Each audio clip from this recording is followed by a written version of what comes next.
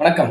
அதாவது பார்த்தீங்கன்னா, காரைக்குடி தொகுதி ரொம்ப ட்ரெண்டிங்கா போயிட்டு இருக்கு. காரைக்குடியில பார்த்தீங்கன்னா, டிவிகேவா இல்ல என்டிகேவா இவங்க 2 மட்டும் தான் போட்டி அப்படின்னு போட்டிருக்கீங்க. அதுவும் தாவேகா தம்பிகள் பார்த்தீங்கன்னா, பிரபுவனம் தான் ஜெயிப்பாரு, பிரபுவனம் தான் ஜெயிப்பாரு. எந்த ஓட்டு டிவிகே தான் கண்டிப்பா அப்படின்னு இருக்கீங்க.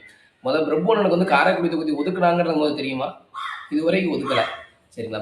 இன்னொன்னு நாம் தமிழர் கட்சி சீமான் அவர்கள் நிக்கிறார். அதனால வந்து சீமான் அவர்கள் தான் அப்படின்னு ஒரு சில பேர். தம்பி 2021ல நீங்க எவ்வளோ ஓட்டு வச்சு வாங்கியிருக்கீங்க? எவ்வளோ ஓட்டு வாங்குனாங்க? என்னென்ன கட்சிக்காரன் வாங்குனாங்க? அப்படின்றது இந்த டிவிகே தற்கூறிகளும், என்டிகேவும் தெரிஞ்சுக்கணும். சரிங்களா? ஏன்னா இப்ப டிவிகே பார்த்தீங்கன்னா, எங்க பிரபுன்னு தான் வருவாரு. பல் டாக்டர் தான் வருவாரு. அவர் வந்து மக்களுக்காக நெறைய பண்ணிட்டாரு. என்ன பண்ணாரு? எத்தனை சாலைகள் அமைச்சு குடுத்தாரு? எத்தனை போராட்டம் பண்ணாரு பிரபுன்னு? இந்த உள்ள வந்து போராட்டம் பண்ணி குடுத்தாரா? எத்தனை போராட்டத்துல வந்து வெற்றி பெற்றாரு பிரபுன்னு? எத்தனை முறை இந்த நான் காரைக்குடி மக்களுக்காக போராடி சிறைச்சாலைக்கு போனாரு? ஒண்ணு தெரிஞ்சுக்கோ. அரசியல் வேற. நீ போடுற இந்த வீடியோலாம் சும்மா சோசியல் மீடியான்றது வேற. களம்னு ஒன்று இருக்கு. சரியா? ஒரு தடவ கூட தேர்தல் நிக்கல. எங்க அண்ணன் பிரபு தான் நிப்பாரு. பிரபு தான் ஜெயிப்பாரு. பிரபு தான் ஜெயிப்பாருங்க. ஒண்ணு தெரிஞ்சுக்கோ.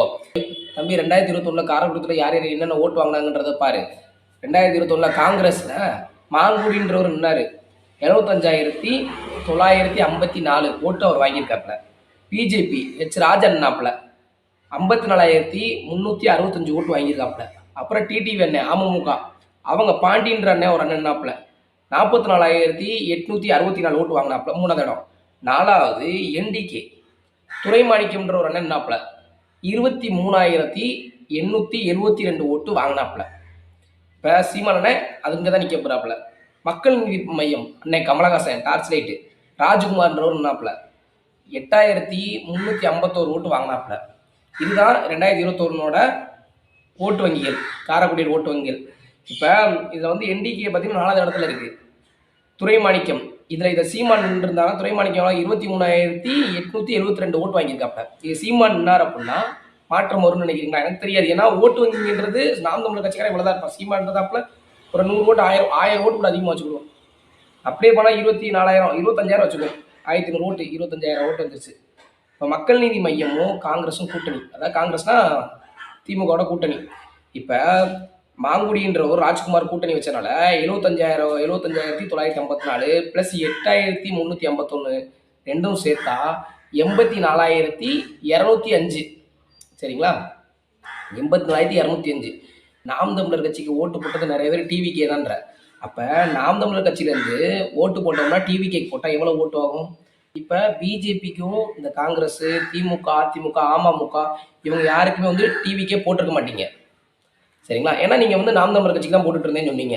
உங்கள் கணிப்பு. அப்படியே பார்த்தாலும் இதுதான் இங்கே ட்விஸ்டே இருக்குது. அமமுகவும் பிஜேபியும் இப்போ கூட்டணி. சரிங்களா? என்டிகே கூட்டணியில் இருக்காங்க. அமமுக, பிஜேபி, அதிமுக. இப்போ இவங்க 2 பேருமே சேர்த்தா 99,229 ஓட்டுகள். ஏணி வச்சா கூட எட்டாது திமுகவுக்கு. அப்ப இதுல இருந்தே தெரியுது யாரை ஜெயிப்பாங்க யார் தோப்பாங்கன்ற. அதனால முதல்ல நம்ம தொகுதியில எத்தனை ஓட்டு இருக்கு, இதுக்கு முன்னாடி தேர்தலில் எவ்வளவு வாங்கியிருக்காங்க, அதிமுக எவ்வளவு வாங்கியிருக்கு, திமுக எவ்வளவு வாங்கியிருக்குன்னு நம்ம கேளுங்க. திமுக காரனும் அதிமுக காரனும் ஓட்டை மாத்தி போட மாட்டான். திமுக காரன் தான் போடுவான், அதிமுக காரன் தான் போடுவான். இந்த என்டிகே கூட்டணி, டிவிகே கூட்டணி, இந்த மக்கள் நீதி இந்த மாதிரி சின்ன சின்ன கட்சிகள் என்ன செய்வாங்கன்னா மாத்தி மாத்தி போட்டுக்கிடுவாங்க. ஆனால் ஏடிஎம்கேக்கும் டிஎம்கேக்கும் போடுற ஓட்டு வித்தியாசம் வந்து கொஞ்சம் தான் ஏற்றி இறக்கமாக இருக்கும். அப்படியே பார்த்தாலும் என்டிகேவும் லிஸ்ட் இல்லை, டிவிக்கு லிஸ்ட்டில் வராது தம்பிங்களா. கொஞ்சம் அரசியல் புரிதலோட செயல்படுது. சரியா? ஸோ பிரபு ஓட்ட காசு இருக்குது தானே இல்லைன்னு சொல்ல, அதுக்காக அவர் அப்படியே வாரி இறைக்கிறாரு. பிரபு அவர்களே கொஞ்சமாவது சிந்திச்சு செயல்படுங்க. காசை வந்து ரொம்ப வீணடிக்காதீங்க. நீங்கள் வசதியானவங்க தான். உங்கள் மேலே வந்து நான் விமர்சனம் வைக்க மாட்டேன். எங்கே வந்து தனிப்பட்ட உங்கள் மேலே எந்த விமர்சனமும் கிடையாது, நான் வைக்கவும் மாட்டேன்.